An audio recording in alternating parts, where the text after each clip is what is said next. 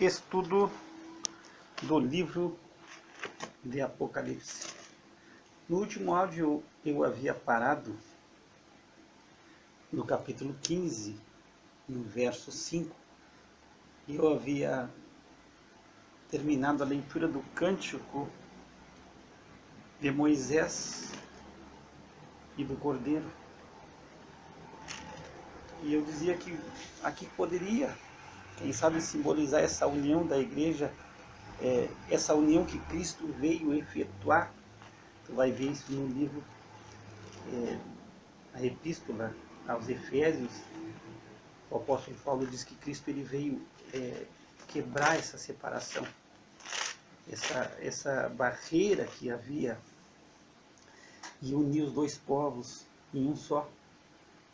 Então, tu vai ver isso em Efésios 2,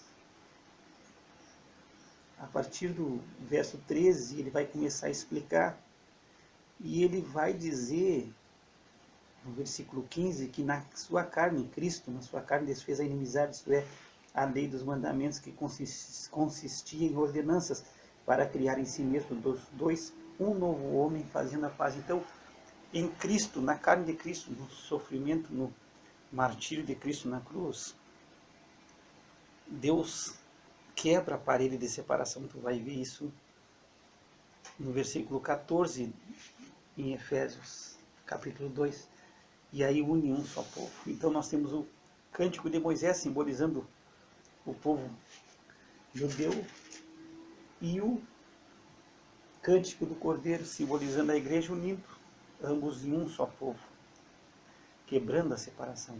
Dizem que esse cântico de Moisés era cantado pelos judeus, pelos israelitas, aos sábados à noite. Eles cantavam as maravilhas e o livramento de Deus. Esse cântico de Moisés, que está no livro de Êxodo, no capítulo 15, tu pode encontrar. No versículo 5 diz assim: e depois disso olhei, e eis que o templo do tabernáculo do testemunho foi aberto no céu. E os 7 anjos que tinham as 7 pragas saíram do templo, vestidos de linho puro, resplandecente, e cingidos com cintos de ouro pelos peitos. Então, após João ver os salvos, aqueles que triunfaram, aqueles que saíram vitoriosos da besta, da sua imagem, do seu número, do número do seu nome, ele vai ver, ele vai olhar e ele vai ver o templo aberto, o templo do tabernáculo do testemunho aberto no céu. Tu vai entender aqui, esse tabernáculo é o tabernáculo do testemunho que Moisés ele levanta no deserto. Ele vai levantar, e tu pega esse tabernáculo do testemunho no final do livro de Êxodo. Moisés ele vai levantar o tabernáculo, e a glória de Deus vai encher o tabernáculo. Então é o tabernáculo do testemunho que tu vai encontrar no capítulo 40 do livro de Êxodo. E aí Deus manda Moisés levantar, e o tabernáculo vai ser levantado. E no 34, no versículo 34, diz que uma nuvem. Então a nuvem cobriu a tenda da congregação, e a glória do Senhor encheu o tabernáculo. E aqui vai ser algo interessante, de maneira que Moisés não podia entrar na tenda da congregação, porquanto a nuvem permanecia sobre ela, e a glória do Senhor enchia o tabernáculo. Então Moisés foi impedido de entrar, e algo importante aconteceu, porque a glória de Deus ela cai sobre o tabernáculo. Vem a glória de Deus, manifesta-se a glória de Deus, e Moisés não pode entrar no tabernáculo.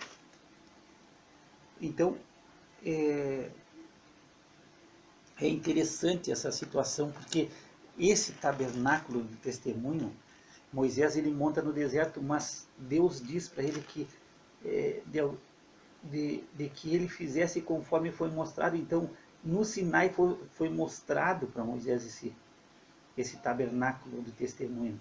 Então, possivelmente seja esse tabernáculo aqui do testemunho que está no céu, e ele está aberto. E no céu ele se encontra aberto, e ele vai, por estar aberto, vai sair os 7 anjos que têm as 7 pragas. Eles saem de dentro do templo do tabernáculo. São 7 anjos, eles saem vestidos de linho puro e resplandecente, aqui cingido com cintos de ouro pelos peitos. Dizem que é uma vestimenta semelhante a um sacerdote. Se diz na tradição judaica que existem 7 anjos que assistem na presença de Deus. Se a tradição é correta, pode ser que sejam esses 7 anjos que estão saindo vestidos, seriam 7 anjos que estariam sempre na presença de Deus. Tu vai encontrar em Lucas que quando Gabriel ele fala com Zacarias, no livro de Lucas, ele diz que ele assiste na presença de Deus. Então, se essa tradição é certa, Gabriel seria um desses anjos, porque tu encontra no Evangelho de Lucas, capítulo 1, verso 19, respondendo o anjo disse-lhe: eu sou Gabriel que assisto diante de Deus. Então esses 7 anjos eles saem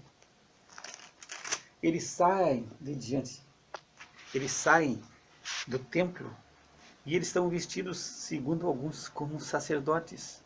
E eles recebem de um dos 4 animais, daqueles seres viventes que aparecem no Apocalipse 4, 7 taças de ouro. E essas taças estão cheias da ira de Deus. Então, a princípio aqui, o que nos dá a entender que essa ira é uma ira que ela está convertida em líquido, está dentro da taça. Os anjos, eles têm as 7 pragas já com eles, as pragas que vão ser lançadas. Diz que eles tinham as 7 pragas já com eles. Então eles não recebem as pragas de um dos 4 animais, mas eles recebem taças. Então aqui pode ser que a gente, lendo rapidamente, a gente possa se confundir. Eles já têm as 7 pragas. Cada um tem uma praga consigo para lançar sobre a terra. E do 4º animal, do querubim, do ser vivente, eles vão receber 7 taças de ouro. Algumas escrituras dizem que são copas. Então seria tipo algo como um prato fundo. E esse prato fundo, ele está cheio, ele está transbordando, está cheio da ira de Deus. Esse Deus que vive para todo sempre. Eles recebem essas taças, eles saíram do templo. E quando eles recebem essa taça, o templo se enche com a fumaça da glória de Deus, do seu poder, e ninguém pode entrar no templo até que se consumassem as 7 pragas dos 7 anjos. Aqui vai acontecer o que aconteceu ali em Êxodo 40, que não pôde Moisés entrar no tabernáculo do testemunho, porque a glória de Deus encheu e ele não podia entrar. Também, se tu acompanhar em 2 Crônicas, quando o templo ele é consagrado por Salomão, a glória de Deus também ela enche a casa de Deus. E aí os sacerdotes não podem entrar na casa, então, porque a casa está cheia da glória do Senhor, e eles não podem entrar. Então, nesse momento aqui, é um momento especial, porque sempre foi momentos especiais quando Moisés ele monta o tabernáculo. Primeira vez que ele montou, e ele apresenta ali diante de Deus o tabernáculo, o testemunho, a nuvem de Deus ela desce e enche o tabernáculo, e ninguém pode entrar. É um momento especial. Quando Salomão ele oferece e dedica a Deus o templo, a glória de Deus, de uma forma especial, enche o templo. E os sacerdotes não podem entrar. Então eu quero que tu entenda que isso é um momento especial. É um momento especial de manifestação da glória de Deus. E aqui também é um momento especial, até se consumar 7 pragas dos 7 anjos, ninguém pode entrar no templo. O templo se enche da glória, da fumaça da glória de Deus e do seu poder. O templo está cheio, ninguém consegue entrar. Ninguém podia entrar no templo. E aí nós vamos começar no capítulo 16, a ordem vai ser dada. E a ordem vem do templo, diz assim, no capítulo 16, verso 1, e ouvi vinda do templo uma grande voz que dizia aos 7 anjos, ide, e derramai sobre a terra 7 taças da ira de Deus.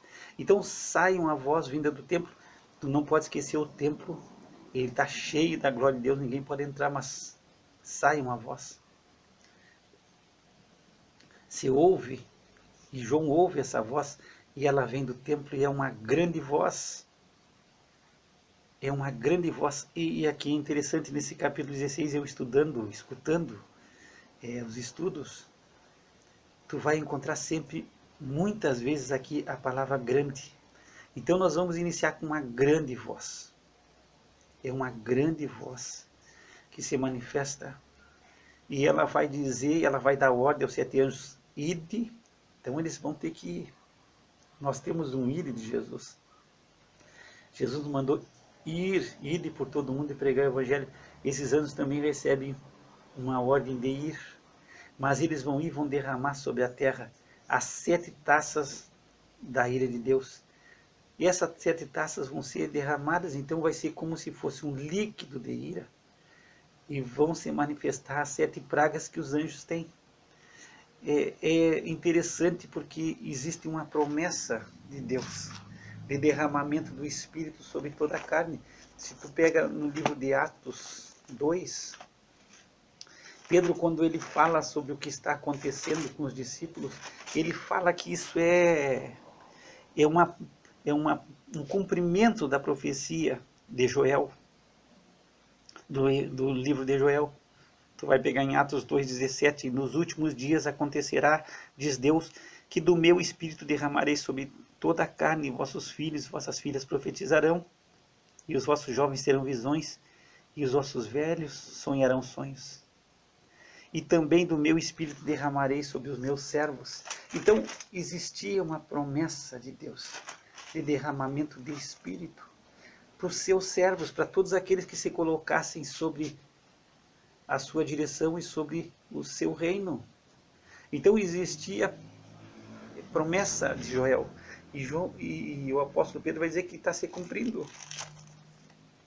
Essa promessa está se cumprindo, Deus derramando o seu Espírito sobre os seus servos. Também tu vai encontrar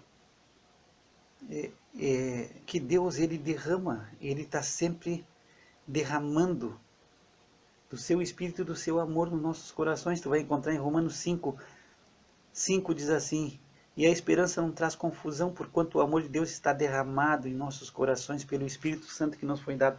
Então havia a promessa do Espírito de ser derramado sobre nós e de o Espírito Santo derramar o amor de Deus no nosso coração. Então é um derramamento. Agora, aqueles que não aceitaram e que não receberam o nosso amado Senhor Jesus Cristo, eles não receberam o derramamento do Espírito, nem o derramamento do amor de Deus pelo Espírito Santo nos seus corações. Eles rejeitaram. Eles rejeitam, e agora aqui eles vão receber sem querer, porque ninguém está escolhendo, é juízo de Deus, e os juízos de Deus são manifestos. Vai haver um derramamento de ira. Um derramamento de ira de Deus. Então, eles não receberam o nosso amado Senhor Jesus Cristo, que nos livra, conforme 2 Tessalonicenses 1, ele nos livra da ira vindoura. Então, a Bíblia vai mostrando claramente que a ira de Deus vai se manifestar, vai ser a ira de Deus, a ira do Cordeiro. E Deus chama o homem ao arrependimento. E aqueles que se arrependeram, eles recebem um derramamento do Espírito sobre sua vida, um derramamento de amor de Deus em seus corações. Mas o homem continua rejeitando, então aqueles que rejeitaram, agora, eles não aceitaram receber. Então eles vão ser obrigados a receber sem querer o derramamento da ira de Deus. E uma coisa que tu vai notar, é um derramamento integral. Nenhum anjo vai derramar um pouquinho, vai largando de pouquinho, não, ele derrama a sua taça inteira. E outra coisa que é interessante sobre esse derramamento, que ele se dá de uma forma sequencial, parece que não existe um intervalo, eu já havia falado isso em outros áudios, não há um intervalo, é rápido, quem sabe seja dias, quem sabe seja tudo ao mesmo momento, mas é um atrás do outro. Não existe um intervalo. E são muito semelhantes às pragas do Egito. As 10 pragas do Egito. Existe alguma semelhança. E existe uma semelhança também das 7 trombetas. Do início das trombetas. Só que agora é integral. As 7 trombetas atingiram em partes somente. Agora vai ser um derramamento na íntegra. E vai atingir a terra como um todo, a criação como um todo. Isso é chocante. Para mim, me choca alguns pontos. Outros não, mas alguns são chocantes. E nós vamos ver para o primeiro anjo. E foi o primeiro e derramou a sua taça sobre a terra. E fez-se uma chaga má e maligna nos homens que tinham o sinal da besta e que adoravam a sua imagem. Bom, aqui, o primeiro anjo ele vai e derrama a sua taça. A taça com a ira de Deus e a sua praga. E a praga que vem com a ira é uma praga que cai sobre os homens que têm o sinal da besta e adoravam a sua imagem. Então, parece que se dá aqui uma distinção. Embora que caia sobre toda a terra, existe uma distinção sobre aqueles que adoram a besta e a sua imagem. Aqueles que adoram a besta e a sua imagem. E é uma praga de chagas. E existe diferenciação porque não diz que atinge todos os homens, atinge somente aqueles que adoram a besta. E é muito semelhante à 6ª praga de úlceras que foi lançada sobre o Egito. Então, quem tem o sinal da besta, recebeu o sinal da besta e adorou a sua imagem, já começa a pagar e já começa a sofrer. Mas esse sinal aqui não é um sinal que as pessoas receberam sem querer, as pessoas desejaram, elas quiseram, elas buscaram.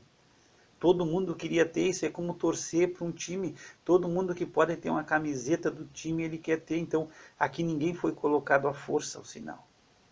As pessoas desejaram e buscaram e receberam. Então é uma chaga, e diz que do latim é como se fosse uma úlcera. E essa úlcera ela é interessante porque quando aconteceu no Egito, os magos vinham, eles vinham copiando, fazendo a cópia daquilo que Moisés fazia. Eles só não conseguiram copiar a 3ª praga dos piolhos, porque eles disseram, isso é de Deus, ninguém pode fazer, é só Deus. Mas as úlceras, eles sofreram e eles não puderam estar diante de Moisés pelas úlceras. Então aqui se diz que é como se fosse, são inflamações por todo o corpo, é maligno, é uma chaga, é uma inflamação no corpo. Então, esses homens vão ser acometidos por uma úlcera maligna, que vai estourar por todo o corpo. A princípio são inflamações cheias de pus. Só que existe distinção, isso que é importante. Aqueles que não receberam o sinal da besta e não adoraram a sua imagem, não são atingidos aqui. Deus preserva. Tem os 144 mil judeus, eles não sofrem com esse problema. E todos os que receberam e amaram nosso Senhor Jesus Cristo e se arrependeram também não receberam esse castigo. Agora são inflamações, são inflamações terríveis, são malignas. E são inflamações por todo o corpo. Então são úlceras malignas, são chagas. A segunda praga vai ser derramada sobre o mar. E aqui é chocante porque todo o mar vai se tornar em sangue como de um morto. E morre no mar toda a alma vivente. Então aqui é uma catástrofe sem precedentes. Porque na primeira, quando se toca as trombetas, um terço do mar é atingido. Agora, o mar inteiro é atingido. Todo o mar é atingido e ele vira como sangue. Ele se torna em sangue como de um morto, e o sangue de um morto vai ser um sangue coagulado, um sangue vermelho, escuro, e o sangue ele coagula, ele começa a ficar duro. Então é uma catástrofe terrível, terrível, terrível, e morre no mar todos os animais, e tanta coisa que o homem tem feito para preservar, e preserva a baleia tal que está em extinção, e o tubarão, e o outro peixe, vai morrer tudo no mar. Então aqui é terrível. O mar é atingido, então vai possivelmente exalar um cheiro horrível do mar, porque ele vai ser algo podre, os animais todos morrem, morre tudo. A Bíblia diz que tudo que vive dentro do mar morre, em todo o planeta. O nosso planeta, tem que lembrar que ele é muito mais água do que terra, tem muito mais mar do que terra, e tu imagina em todo o planeta, todos os animais que vivem no mar, eles morrem. E tem muitas pessoas que dependem totalmente do mar. E quem mora próximo ao mar está na maior furada do mundo. Então morre tudo, tudo, tudo, tudo. Deus permite na segunda praga que essa taça se derrame e não tem vida mais no mar. O mar vira como um sangue coagulado, então deve exalar um cheiro terrível. A podridão, e não tem animal mais vivo. Nada que exista sobre o mar vai sobreviver. E aqui eu vou abrir um parênteses porque, quem sabe não tenha nada a ver, mas é interessante. Quando acontece o dilúvio, em Gênesis, Moisés ele salva os animais da terra, alguns animais. De cada espécie ele salva 1, 2, um casal ou 7 casais. Ele salva. No dilúvio, tu vai ver no capítulo 9. Então, consegue se salvar do que é vivente e do que se move na terra. Agora, o mar não foi atingido. Eu acredito que o mar, ele foi o único, as criaturas que vivem no mar não foram atingidas pelo dilúvio, porque o dilúvio foi água. O resto, a natureza toda foi atacada, os animais morreram. Se salvou um de cada espécie, um casal, alguns casais, mas todos os animais e as aves foram atingidas e morreram.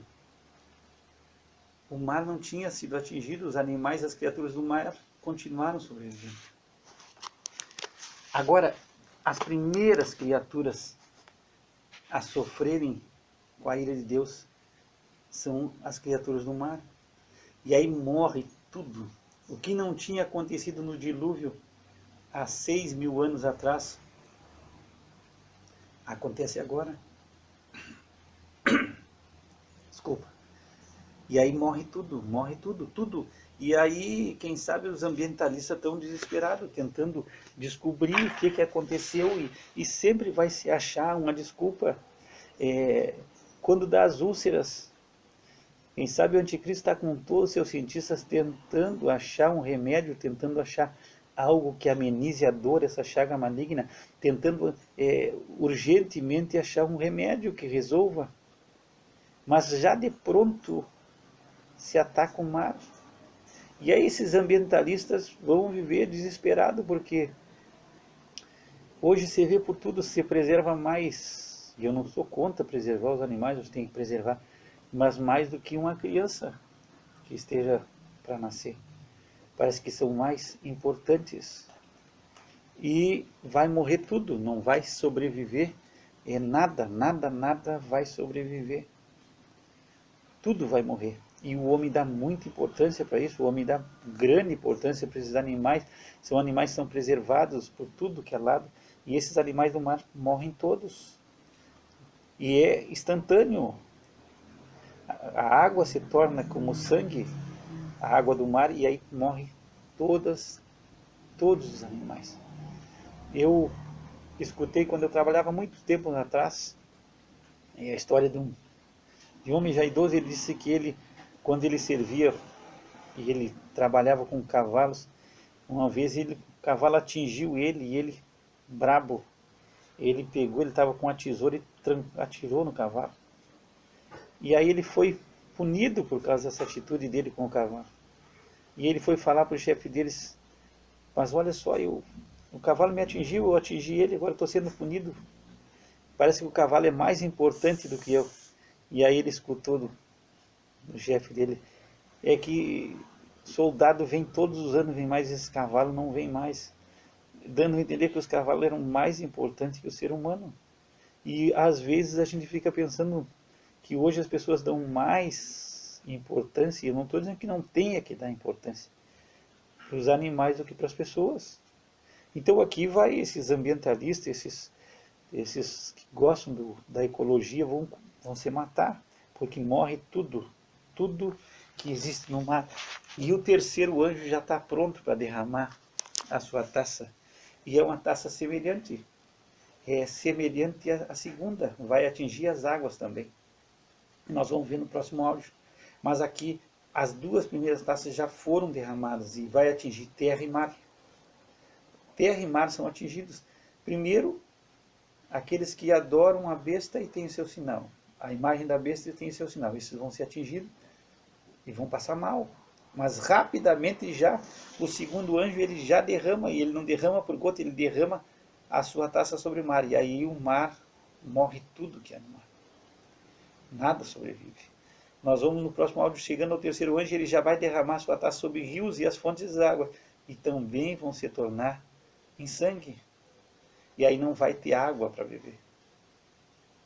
Aí termina, todas as fontes de água e todos os rios se tornam em sangue. E aí quem morava perto do rio, que não tinha sido atingido, não tinha sofrido com os danos que aconteceu no mar, agora vai acontecer praticamente a mesma coisa no rio. Porque os animais do rio, os peixes e tudo que tem vida no rio também vai morrer. E o rio vai morrer em si, porque ele vai virar em sangue. Então já é outra catástrofe. E aí a terra está sendo atingida de uma forma chocante, porque a natureza toda está recebendo das copas da ira do nosso Deus. Que o Senhor te abençoe e te guarde, que o Senhor faça resplandecer sobre ti o seu rosto, tenha misericórdia de ti. Que o Senhor levante seu rosto sobre ti e te dê a paz. Graça e paz da parte de Deus nosso Pai e do Senhor Jesus Cristo. Pai, nós te damos graça pela tua misericórdia e bondade, e que nós possamos estar firme em Cristo Jesus, diante de toda dificuldade e luta em Cristo Jesus.